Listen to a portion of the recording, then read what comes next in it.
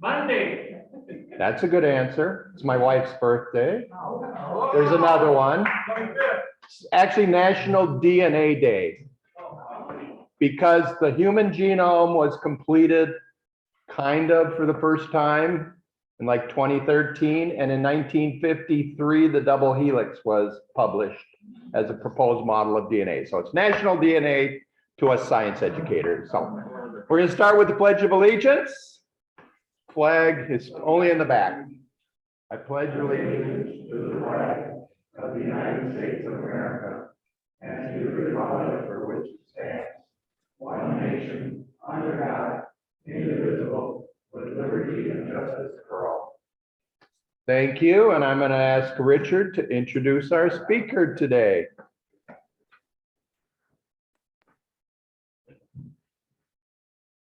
Thank you, Kevin. It's my pleasure to introduce Suzanne Hanson, my successor at the Madison Area Rehabilitation Centers. Some of you all know I worked there for over 30 years, and I was very pleased to have a wonderful career and clean up the place so that Suzanne would have an easy job. And she'll tell you what Mark does, but I'll tell you a little about Suzanne. She went to Bowling Green University in Ohio. She came to us via Virginia. She's married to Dick. She has 3 children and 3 grandchildren. So that should sound familiar to many of you. With that, I'll relinquish the podium to Suzanne, and she's going to tell you about MARC and its latest challenges. Thank you so much, Suzanne.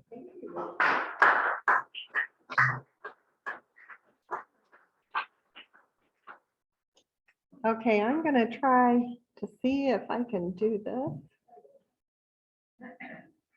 We have some challenged here. So. Okay.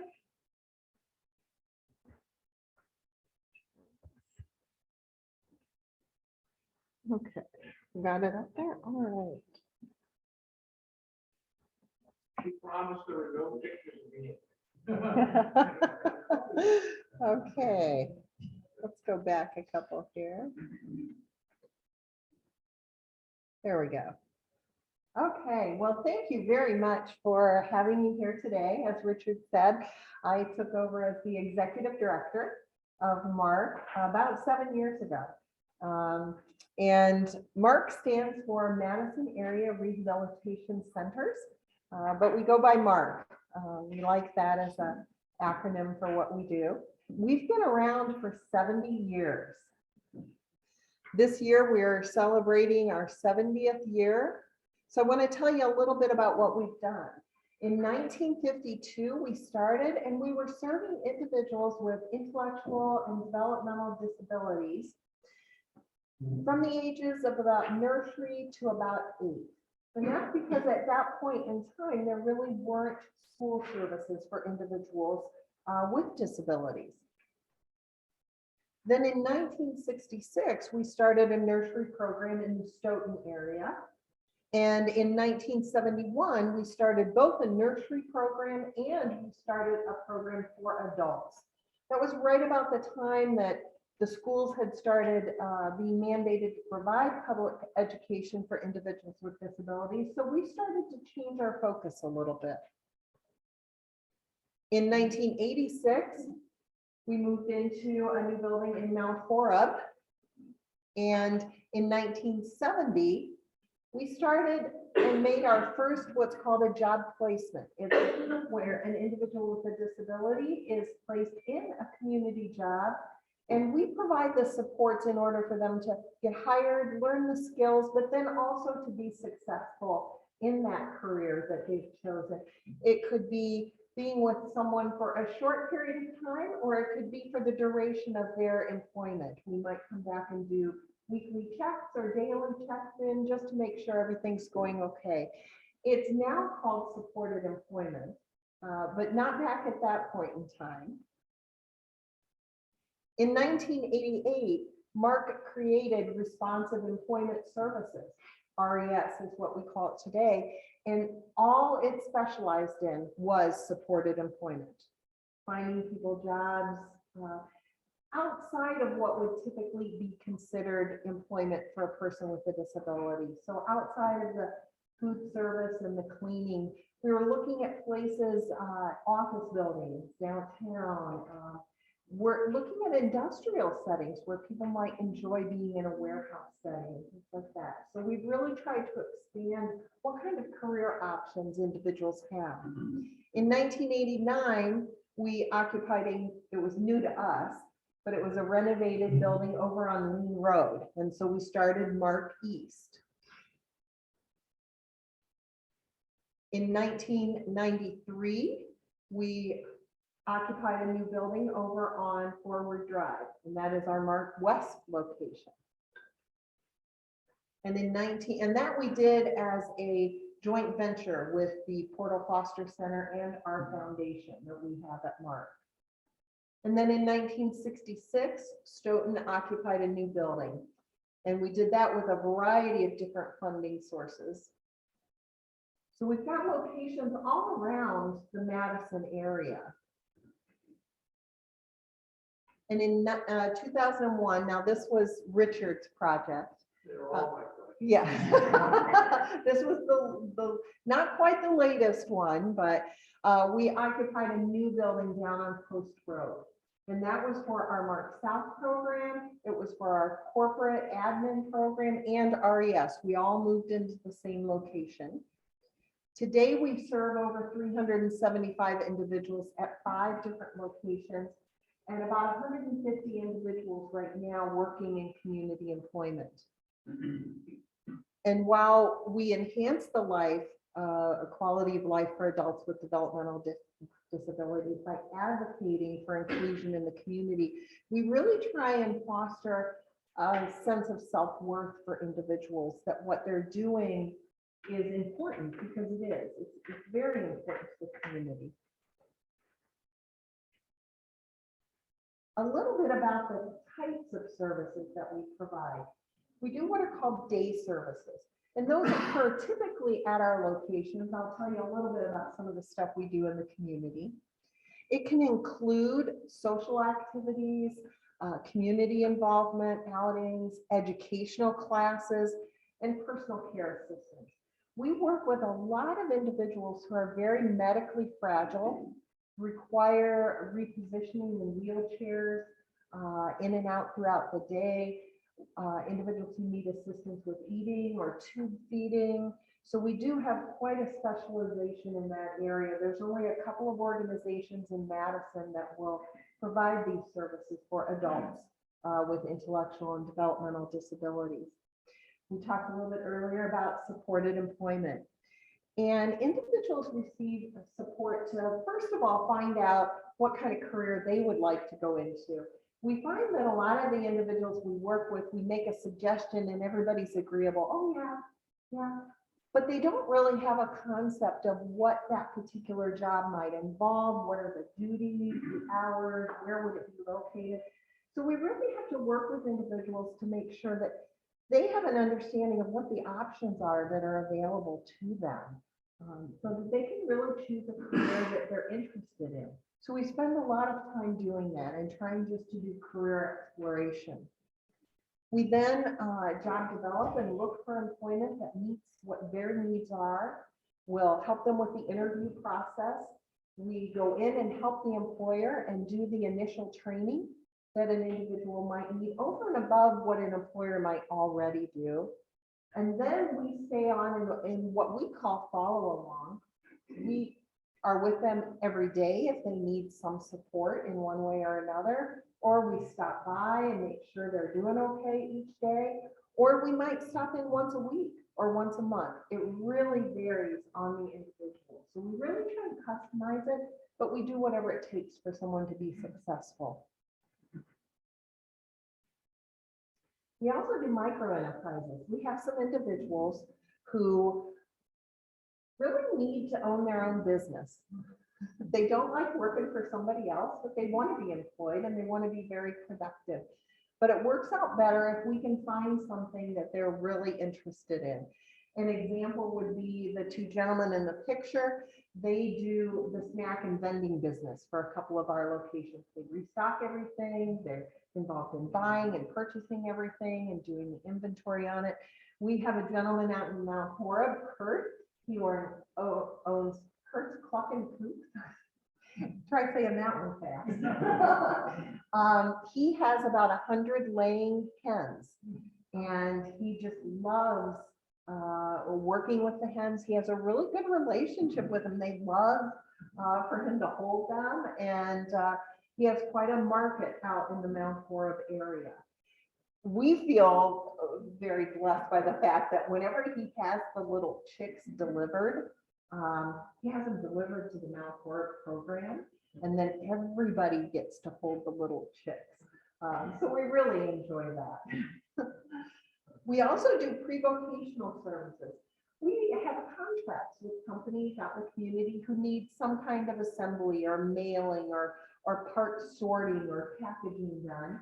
And we use it as a training opportunity to pay individuals, but we help them learn employment skills, not just doing a particular task, but how do you follow directions? When do you take a break? Not break time all the time. You do have to do some work. So we work on some of those things with individuals, preparing them for hopefully being very successful in a job in the community. It isn't a prerequisite for employment in the community, but for some individuals, they really enjoy this. They like earning the money, and they love the different tasks that we have available. It's something that we only have available at 2 locations right now. And the plan is that one of our locations, when they move into a new building, I'll be telling you about that, they will not be taking pre-vocational services with them. So we'll be down to only 1 location that provides that as a service. We also have a program called Project Search. It's an international program. You can Google it. It started in Cincinnati with a nurse in an ER.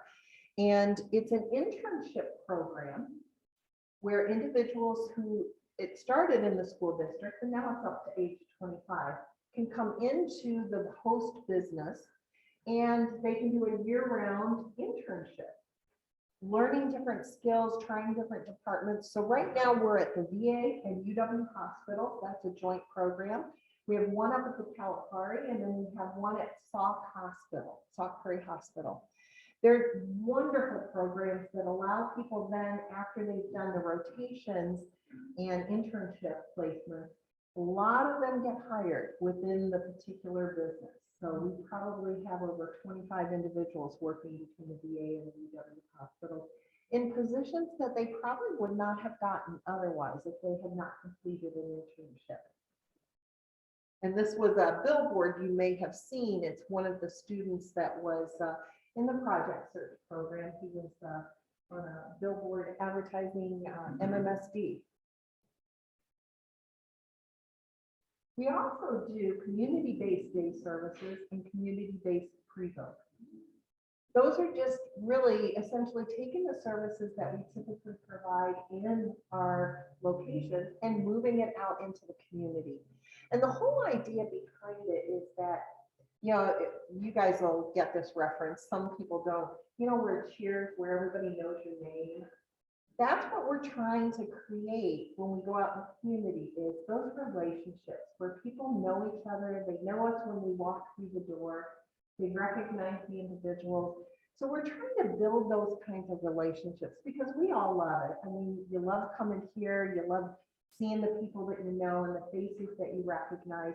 And that's what we mean when we're talking community-based day services.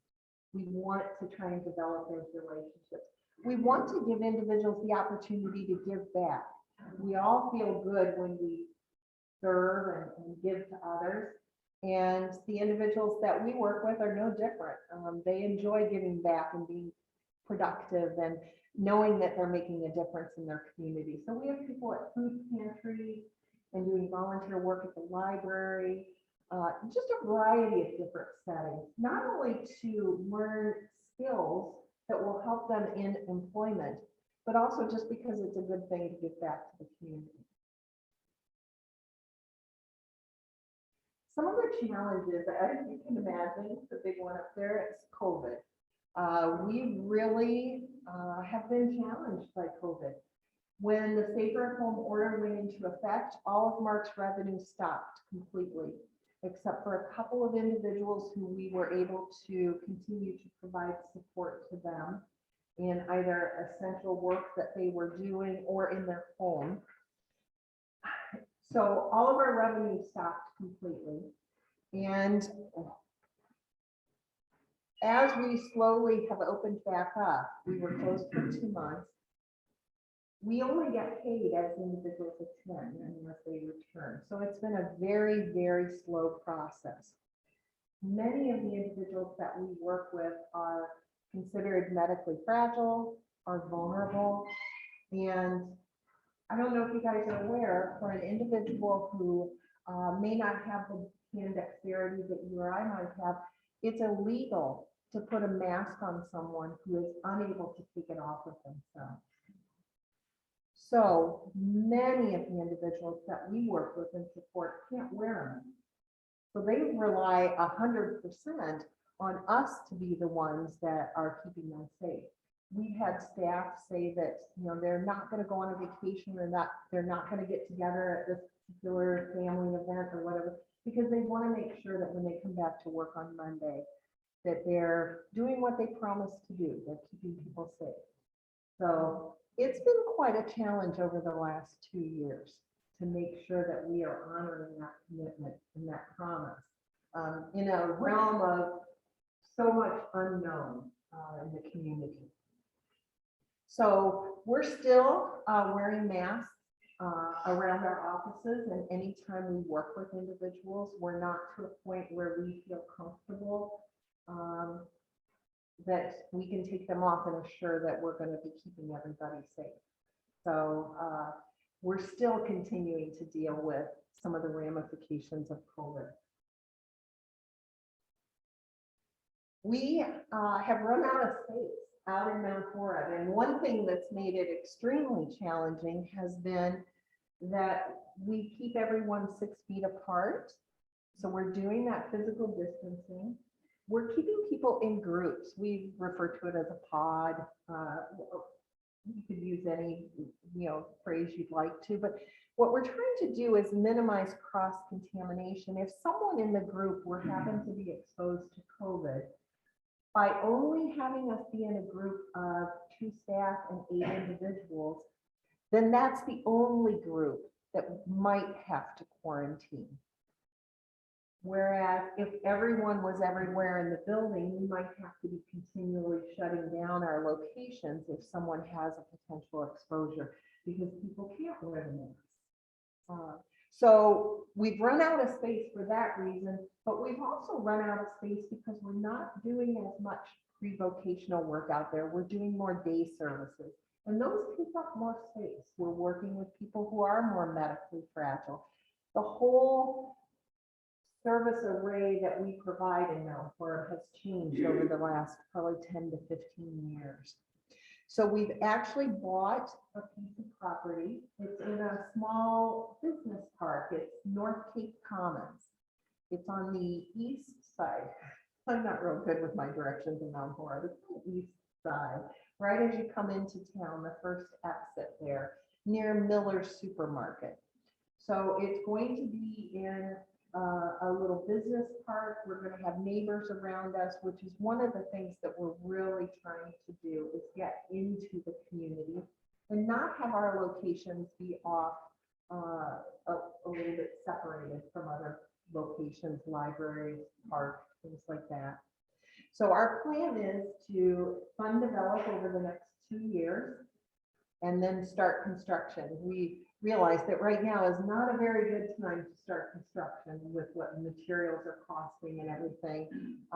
But we did want to take advantage of being able to get the lot. So that's one of our big projects we have going on. I just realized I'm moving away from the microphone. Can you hear me? Should I go back? Sorry. Okay.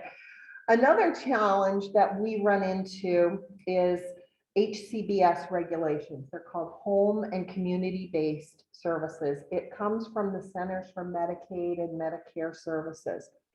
And they require that individuals should be in the community on a daily basis. And that's wonderful, and we absolutely support that. But it's one of those mandates that could probably be considered an unfunded mandate. We don't take large groups of individuals out in the community. We try and keep it small. We want it to be more intimate. It's easier to build those relationships when you're in a small group. That costs more. It takes more staff time. It takes transportation.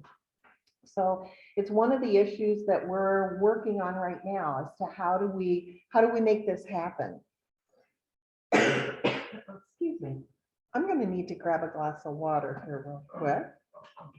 Thank you. I have a tickle in the back of my throat.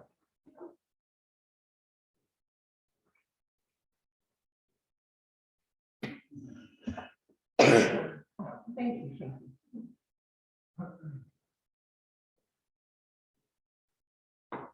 Okay. And this won't be any surprise to you, this next slide. We're experiencing a real crisis in being able to hire.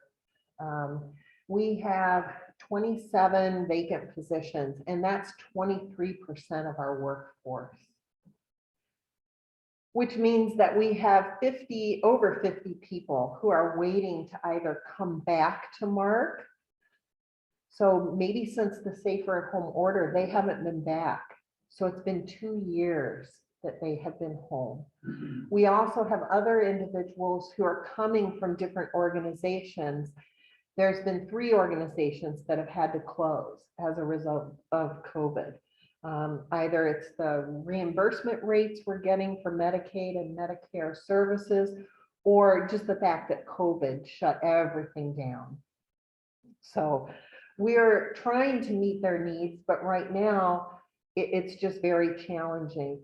We can only pay as much as we can get reimbursed from Medicaid and Medicare. So we're in the process of doing a big push to get our rates increased so that we can compete with other organizations that are doing hiring.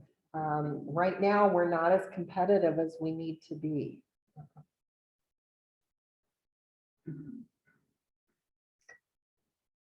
One of the neat things that I like is on our logo, it talks about powering potential and changing lives. And that's not just a logo for us. It's really what we try and do every day.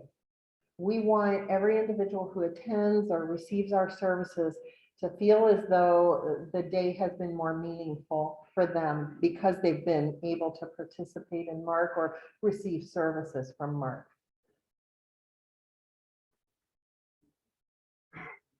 How can you help? Financial support would be amazing. A request for $10,000 a year for the next 3 years would have an amazing impact on the services that we provide. We try so hard to get individuals into the community and to build those relationships, but every time you do that, it costs money. We can't just walk into a restaurant and not buy anything. We need to be able to get individuals out at places where they'll make those relationships and make those friendships. And we try and support them in doing that by providing money for activities for them to be able to get out into the community. We're also going to be using money to increase wages. We know that we have to in order to be competitive. And to not have a 23% vacancy rate with our staff.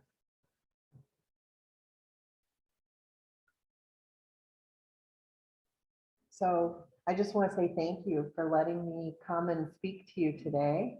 And I think you're I'm going to facilitate the questions. But thank you first.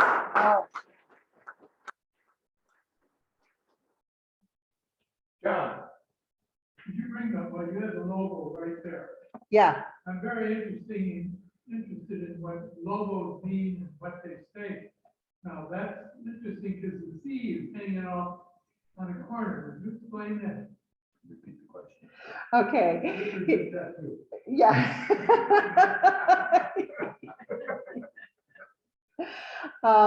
The question is, on our logo, the C is hanging off the edge. And that's really for community. Even though it's Madison Area Rehabilitation Centers, we're trying to get more and more out into the community to have people, I don't know if the right term is to break away from our locations and find their own friendships and identities in the community. And we want to facilitate them doing that. Well, this relates to your need for financial support, but also give us a flavor of how it works. The pre-vocational services involves people working in a location like Sub-Zero, for example. Well, And how are they doing? Or don't take Sub-Zero, take another. right. Our supported employment is the program that's got individuals out in the community working. Our pre-vocational are actually at our locations. And the reason we'd like to sort of minimize those is we really want to use them as a training program only, not as a long-term employment option.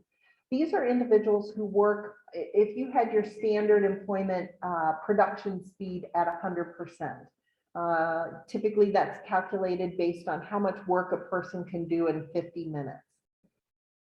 We have individuals in our programs that work at 5 to 10%.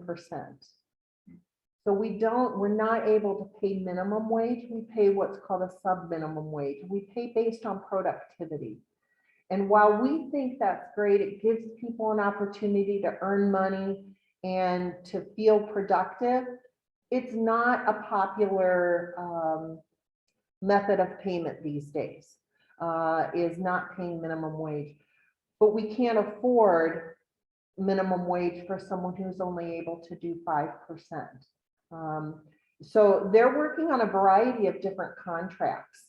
But to go back and I hope answer your question about the individuals that are working in the community, they are doing fantastic. We have some individuals, a couple of them that work at the VA hospital that when COVID shut things down, they actually slept there. They felt as though their position and what they did all the restocking of what's called nurse servers. That's where they have all the equipment and supplies. They felt that their work was so important that they slept there for like 3 or 4 days at a time before they'd go home and then come back again for their next shift. We have individuals in a variety of positions that what they do, employers were so glad when we finally opened back up and we were able to have individuals come back in. They really miss them terribly, and they're a vital part of their organization and their business. So they're doing fantastic. They get a little bit limited by how much they can work because they receive Social Security disability benefits. There are such restrictions on how much they're able to earn that most individuals can only work about 20 hours a week, or they might lose their benefits. So we have to be really careful and we watch that. Employers would love to have them working more hours, and so would they. So we're also advocating on a federal level for some of those Social Security income limits to go away or to at least be increased. They haven't been increased since the 1970s. Yeah. I assume their home lives are everything from individuals in their own apartments to living Yep. with families to group homes. Yes. Is there a major category that you could say your clients are in? Well, it used to be probably back when Richard was there, and when I first got there 25 years ago, almost half of our individual. Oh, that is my alarm. Hold on just a second. Okay.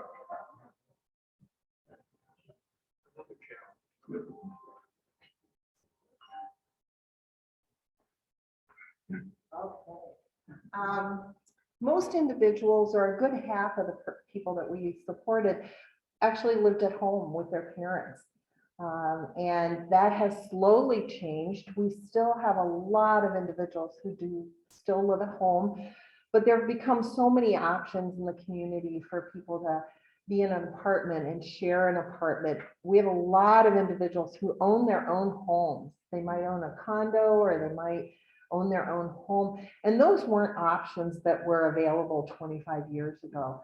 But this is where it's so important that they don't lose their Social Security benefits, because the staff that come in and support them in their homes are also funded by Medicaid and Medicare. And if they earn too much money, not only do they lose our services that help them keep that job, they lose all of their residential services.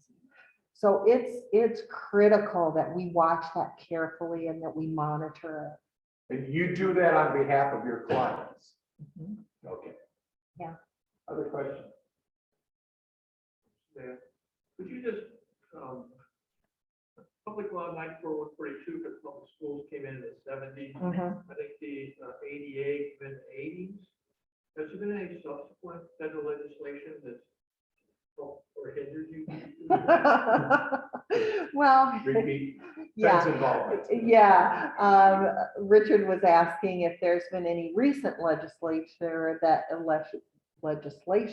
has come into place since like ADA and when public education took over for educating individuals with disabilities. And the most recent legislation that has really impacted us is called WIOA. And it is a part of the Department of Workforce Development. And then under that is Department of Vocational Rehabilitation. And it puts a lot of limits on what young people can do in terms of coming to our programs and doing pre-vocational work. So individuals a lot of times previously used to graduate from high school and then they would come in and they'd learn work skills and then we'd find them employment in the community. But with WIOA, it requires that individuals have to fail 3 times in the community in employment in order to be allowed to come into our locations and do pre-vocational skills. That's really great for the morale Oh, of an individual. Yeah. Yeah. And the effort behind it was to get people into the community. And I understand that, but to require someone to fail 3 times before they allow them to come to one of our programs and to learn and develop those skills that help them be successful, that's a challenge. Yeah. And it's really limited what we're able to do. It's actually, we have an Ability One program. I didn't even mention this. We're part of the Wisconsin Air National Guard. We work with them on their reserve weekends. So once a month, we have a group that goes out and works at the commissary and does all the buffing of the tables and does dishwashing and sets everything up for them. And WIOA has made it that because these individuals work in a group and they work together and they're on our payroll, it's not considered competitive employment. So it doesn't meet some of the new federal regulations. So some of these things, you understand that they're trying to accomplish something good, but to say, to go out and work at Wisconsin Air National Guard and to have a job that really supports, the community, and that doesn't count is hard. It's challenging. Have there been any challenges to this WIOA law? Have there been any challenges to the WIOA law? Absolutely. There are a lot of organizations that are fighting it and trying to get consistent definitions, because the school district and the vocational rehabilitation organizations, we all work together, have different definitions. And it makes it very, very challenging. And there are a lot of organizations that are fighting on a federal level to do away with it. But it's something that would take a lot of effort and it's going to take a lot of time. So we're sort of nibbling away at it certain components like the definition of it or the Ability One programs, not eliminating those. So we're just sort of taking it bite by bite. Thank you very much. Oh, thank you. And I think my phone number should be on the brochures. If you have any questions or want any more information, please feel free to reach out. So thank you very much for having me. Thank you. Okay, thank you. Oh, and do you want me to do anything with this? Leave it alone. We're good. We're good. Okay, we have a guest here today. Our Lieutenant Governor is here and has a request, I believe. So I said Ken could have a couple of minutes here. Ken Savell from Madison West. And our Lieutenant Governor.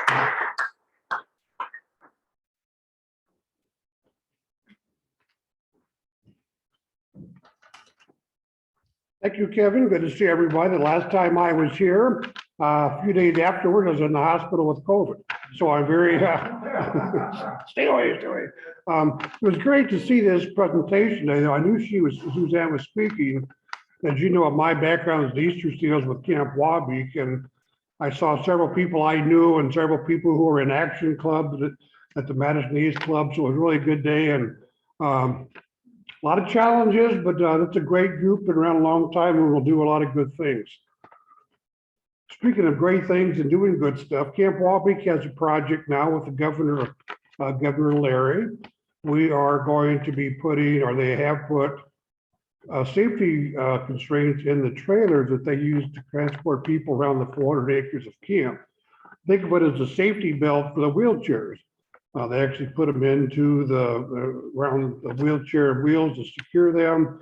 And then they're able to go, and also some other repairs and maintenance on the trailers they use at camp. So there's a Camp Wabeek project. So if you have extra dollars after you take care of Mark, we have some things there. Also, Kiwanis International through the Children's Fund is doing some things for Ukraine. We do have a Kiwanis Club in Kiev. And so as you understand, they're not in good shape right now. So if you as individuals or a club have not done something with Ukraine and want to do something through the Children's Fund, that would be the way to go. And that would be through our international office in Indianapolis.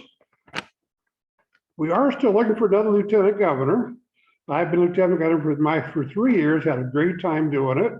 But at the end of August or end of September, I'm going to take a step back. So if any of you are past presidents and are looking for a fun challenge, I know I've twisted some arms here already. I'm not going to do that.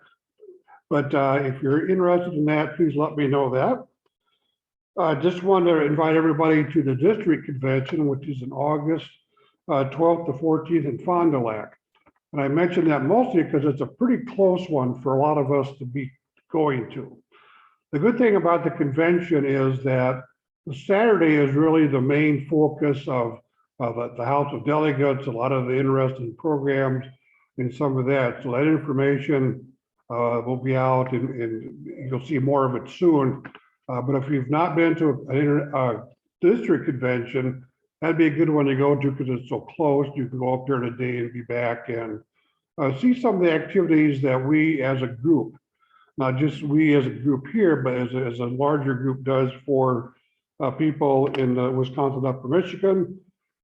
The same statement goes out to the Kiwanis International convention. I don't know if anybody here been to an international convention. If you have, I know a couple of people up here on the screen have been up there. That's also a fun and exciting kind of thing. You get the excitement of people from Malaysia and from China and Japan and everywhere else. So that's kind of a fun thing to be because it's in Indianapolis. It's relatively easy. It's spaced out over 5 days, but you can go down for a day if there's something you like. So look at that. Next year's convention will be in Minneapolis. Will be even closer. So once again, if you've not had an opportunity to do something like that, it's a fun thing. And lastly, membership. I know you're all looking for new members all the time. I would challenge you to go out and find somebody you know someone at your local bank, your baker, your whatever.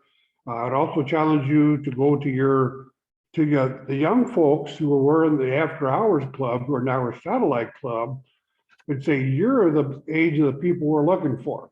And I think they have much more opportunity to find somebody that they work with and know. So I really challenge that. And that's a great group of kids.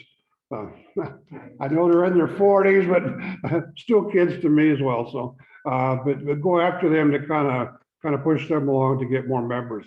With that, I just want to say thank you for giving me a couple of minutes, Kevin. I appreciate it, and have a good day, everybody. Thank you.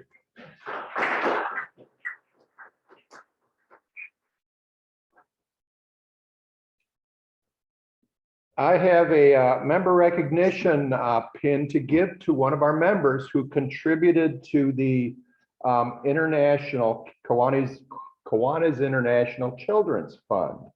And it turns out I have a little pin that was sent to me to give to her. So would Meg Galloway please come forward? And I don't know if you're a pin collector, but this is kind of a cool little pin. So thank you for your contribution, Meg.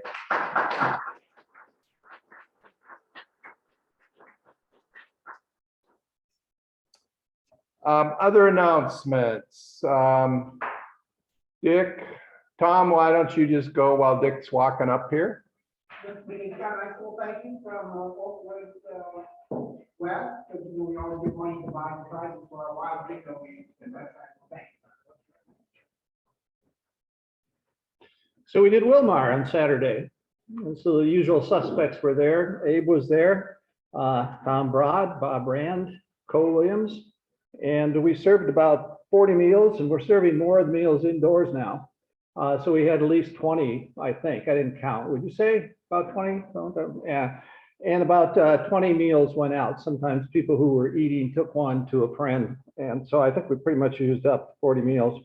But we had a chicken and sort of a veggie sauce over pasta was the main dish. It had lettuce salad, Texas toast, some mixed fruit, juice and coffee. And what else did we have? Any guesses? That's right, Coe's cookies. We always have Coe's cookies. So it was a good day. It was a nice day. A lot of people were there. I wanted just also to remind you on a different thing as far as sending money for Rachel Leader's push in the Leukemia Society Foundation. You can, some people have given me a check made out directly to the society, and that's cool. And if you want to, though, make checks, any checks that you have, make out to Ken, to the foundation. Not to Ken, to the foundation, sent to Ken. And then Ken will write a single check, and then any checks that we had that were made out to the society, Ken will check along with that. So again, these funds support the society, and the more checks we get, the more money we get in Rachel's name, the more likely she can get recognition as the lead contributor. In the deadline.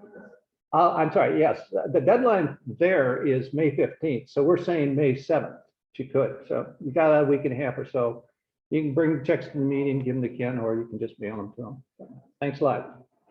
And by the way, I just mentioned, I mean, just Rachel doesn't often get to our meetings, but she is the one who coordinates all of our sponsored youth, and the Circle K and the Key Club are both doing terrific under her leadership. And they've really expanded. They're doing a lot of activities, and they're really good kids. And particularly in Circle K, they've moved up to leadership roles in the district and now at the international level. So it's good effort to support her in what she's doing. Thank you, Dick.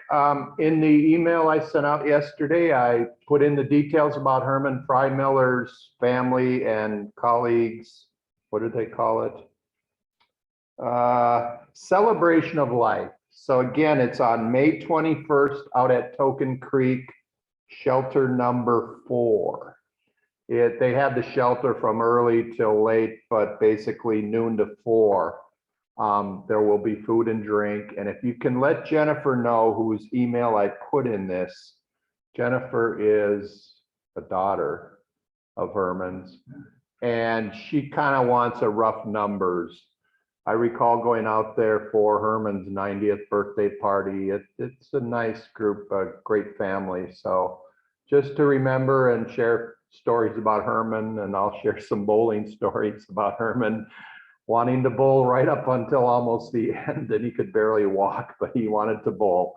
But Herman, as you know, is a long time member of this club. Jerry, we need some more for Saturday for the road cleanup.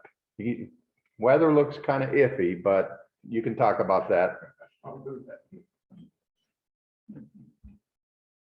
First, let me talk about the blood drive, which is a week from tomorrow.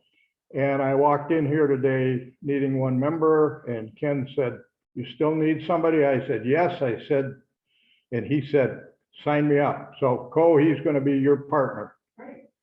Okay, highway cleanup. I added one person this week and I lost one person, so I'm still at 8. Now, 8 is kind of the bare minimum. However, in talking with a couple people at the meeting today, they said, "Oh, I'd be happy to do it." So there may be more than 8, but as the ones of you that have done this forever, you know that's 2 people coming both directions on each side of the road, and that's kind of the bare minimum. So if you're still interested, let me know. I don't have to sign you up, but it's a way of keeping track, and I do have to make a report. So that's one reason I asked for people to sign up.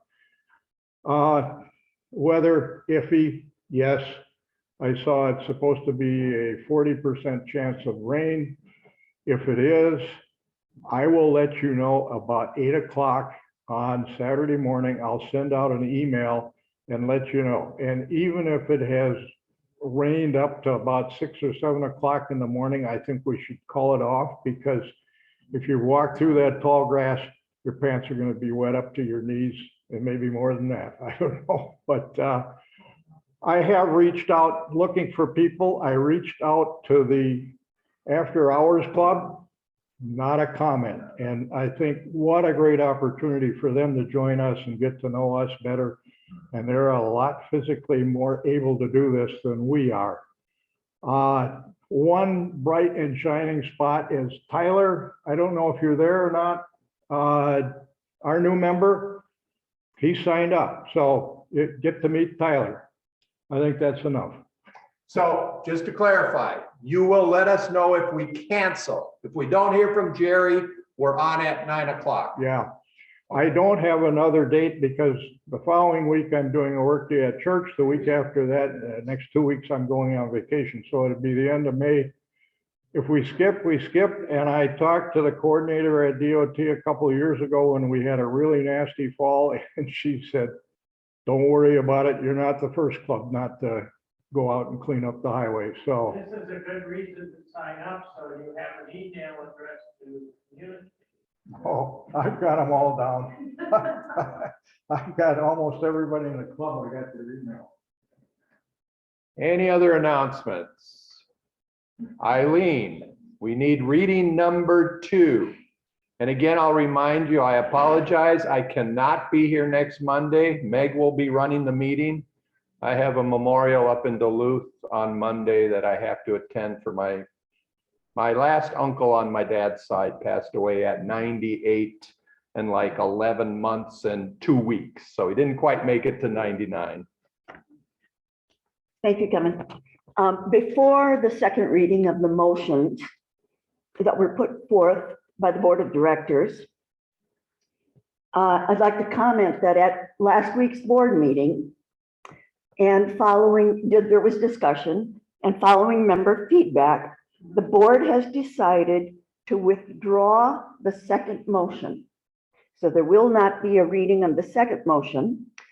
And nothing will take place with that until we are able to conduct further discussion involving the membership as a whole. We recognize, or the board recognizes, the importance of developing longer-term processes to address needs in our community and our club's benevolence. So that is off the table. That being said, I will read, this is the second reading of the first motion. The board directs the Downtown Madison Kiwanis Foundation Board following club membership vote, that a contribution be made to the Madison Reading Project for $40,000 during the club's 2021 and 2022 fiscal year, no later than July 30th of 2022, and that this funding originates solely from unrestricted funds managed by the Downtown Madison Kiwanis Foundation to fund the items listed in the Madison Reading Project proposal. A memorandum of understanding between the club and the Madison Reading Project will document the purpose of the contribution and the method of evaluation. Next week, we will have discussion and hopefully a vote on this motion. If we are not allotted enough time, then it will move forward until we can hopefully get it done within a week or two. I will put both the motion and the proposal from the Madison Reading Project into the newsletter that I will send out later this week. So there will be links and all of the information will be in there. Personally, I'd like to thank everybody for a beginning of conversation, because if I have driven anything at all, it's to get people to begin talking and conversing and thinking forward. And at that, I am happy. Thank you. Yes, Ed. Can we ask a question today about this motion? We have 5 minutes. Yep, go ahead.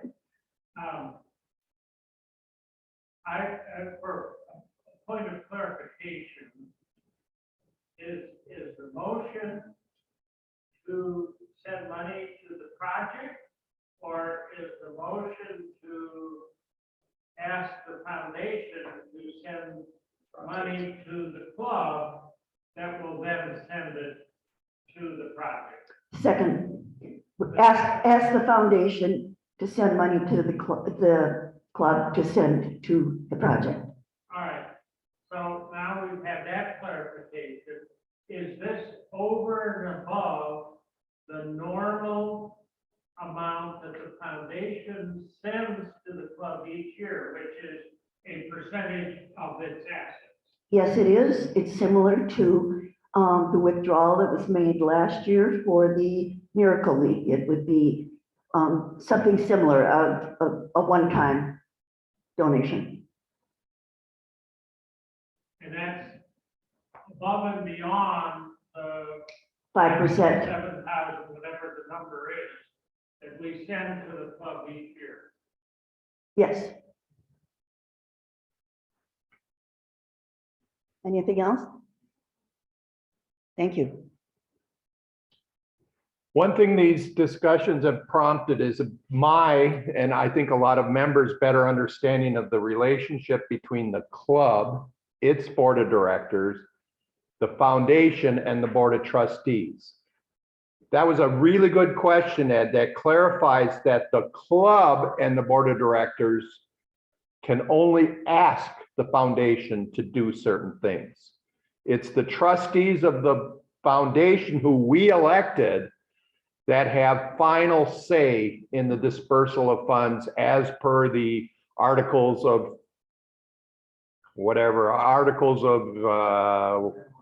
bylaws of the foundation. And Abe has clarified that for me to truly understand. So all we can do is ask and have an outright discussion amongst all of our members, which makes it totally transparent what we're asking, but the foundation and its trustees have final say on whether they agree with us or come back with a compromise or an alternative statement or idea. Well, the reason I was asking these questions is this request is over and above what the foundation normally provides to the club for its project.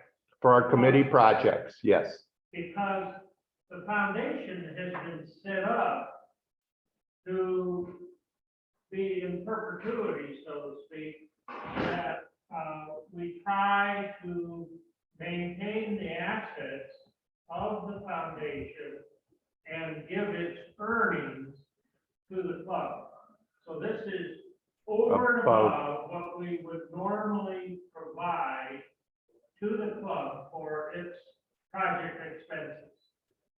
And there is, and I'm looking at Dick right now, some unrestricted funds in the normal club's budget. There's always budgeted some small amount that could also add to this. Correct, Dick? Well, that's what we did with Miracle. Yeah.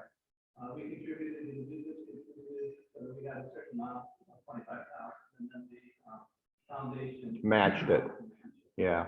And we could also entertain individuals contributing to reduce the load off of the foundation funds, et cetera. So there's a lot of options. Eileen, did you have something else to say or? Okay. So the other thing is I will work with Jim Patch on the summer schedule for speakers and probably ask that a couple of weeks for sure be left open for us to discuss further this relationship between our foundation, our budgets, et cetera, so that we give Meg better guidance during her next year as president about the sentiments of the club regarding our $1.5 million unrestricted foundation, basically. And again, we can't tell the foundation what to do, but we can share our sentiment and through votes, ask them to do certain things. Am I correct, Abe, in that? Do you agree with what I said? That's as I understand the bylaws of the Articles of Incorporation, yeah. So we actually, when it was incorporated, it wanted to keep the two very separate, which makes for a nice relationship that has to be open, transparent, and have these kinds of discussions routinely. Because we are always getting we are occasionally getting new members who may not know this relationship. And they could say, well, why doesn't the board just tell the foundation to spend money? No, it was set up to keep them separate. Sure. Richard. I just like to say that I served on the foundation board a long time ago. And I modeled the MARC Foundation that we just heard from the speaker after the Kiwanis Foundation. And in fact, we have the same administrative systems. Mm-hmm.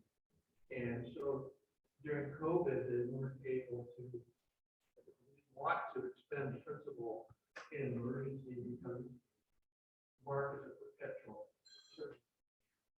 I'm looking forward to its 100th anniversary. Wow. And I hope I'm there. Yeah. And just It's the same idea, and I learned it here.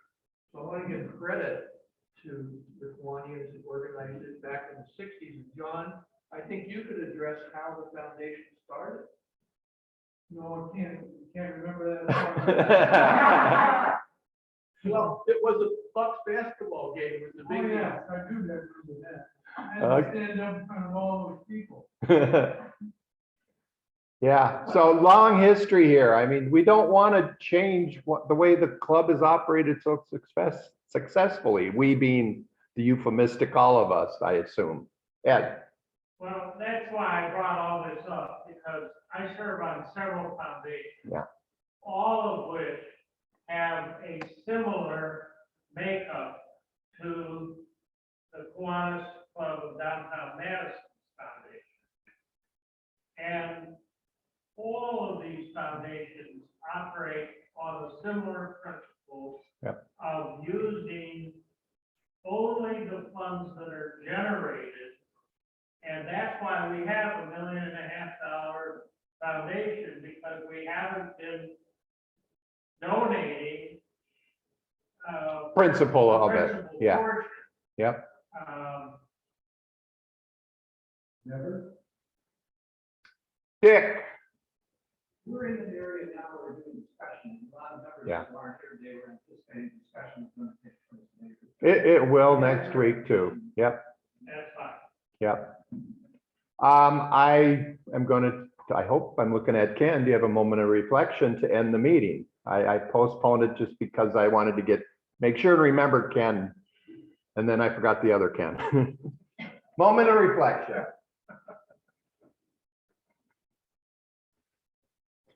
My moment of reflection today is more on in regards to Earth Day.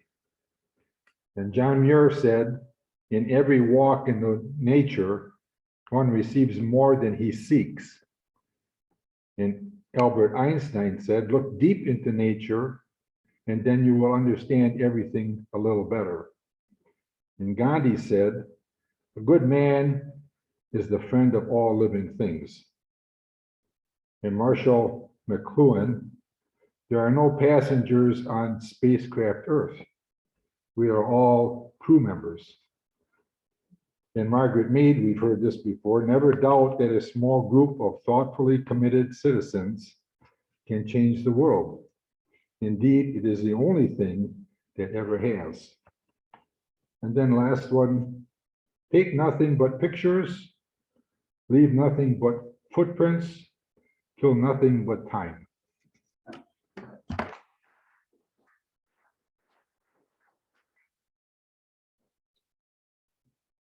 Any other business? Seeing none, we are adjourned.